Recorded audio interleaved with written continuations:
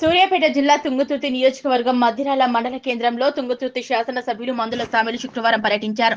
స్థానిక గ్రామ పరిధిలోని నాగులకుంట, కొత్త చెరువులను పరిశీలించారు. ఇటీవల కురిసిన భారీ వర్షానికి వర్షపు నీరు ఉధృతంగా ప్రవహించి బతుకమ్మ ఘాట్ 4 ప్రాంతాలు కొట్టుకుపోయాయి. దీంతో స్థానిక ప్రజలు, రైతులకు ఇబ్బందులు కలుగుతున్నాయి. అధికారులతో మాట్లాడి అక్కడ సమస్యకు పరిష్కారం చూపి వెంటనే పనులు చేపట్టాలని కోరారు.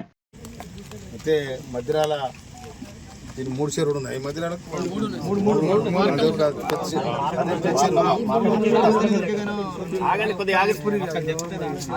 చెరువు, దాని తర్వాత ఇంకో చెరువు ఉంటుంది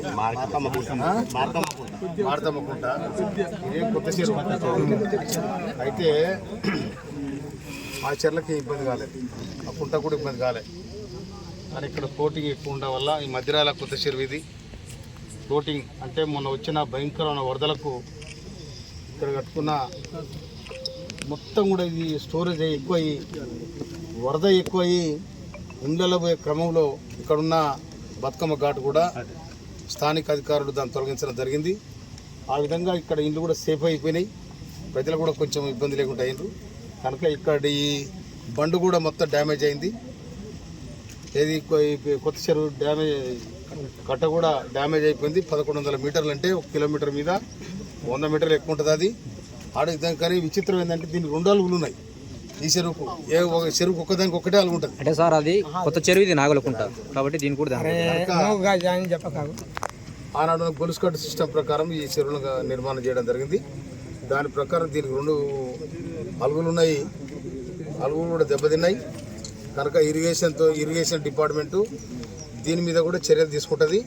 తప్పకుండా అతి తొందరలో ఈ చెరువు రిపేర్ కూడా, ఈ తూము రిపేర్ కూడా చేసే కార్యక్రమం చేపడతానని కూడా ఈ సందర్భం మనం చేస్తున్నాం. ఎందుకంటే మన ముఖ్యమంత్రి తర్వాత మన ఉత్తమ్ కుమార్ రెడ్డి ఇరిగేషన్ శాఖ మంత్రులు వాళ్ళందరూ కూడా మరి ఖమ్మం పోతూ కూడా సూర్యాపేటల కోదాడల రివ్యూ కూడా పెట్టడం జరిగింది. తర్వాత ఇరిగేషన్ డిపార్ట్మెంట్తో ఎక్కడెక్కడ డ్యామేజ్ అయింది, ఎక్కడెక్కడ బండ్స్ దిగిపోయినాయో అన్నీ కూడా డీటెయిల్ తీసుకోవడం జరిగింది. దాని ప్రకారం మన దగ్గర 16 చెరువులు దిగినట్టున్నాయి. ఎన్ని 13 కుంటల చెరువులు దిగినాయి ఈ నియోజకవర్గంలో. కనుక ఈ చెరువులను కూడా తొందరగానే రిపేర్ చేసి, అదేవిధంగా అన్నిటికన్నా మిర్యాల కూడా చెరువుకు 2 దిక్కుల గండి పడ్డది. ఆ గండి పూడుస్తూ ఆ చెరువు బండను కూడా డెవలప్ చేయాలని చెప్పి ప్రతిపాదన చేయడం జరిగింది. ఈ విధంగా అన్నీ కూడా ఏ ప్రజలకు ఇబ్బంది లేకుండా ఈ ప్రభుత్వం కాపాడుతుందని కూడా ఈ సందర్భంగా మనం చేస్తున్నాం.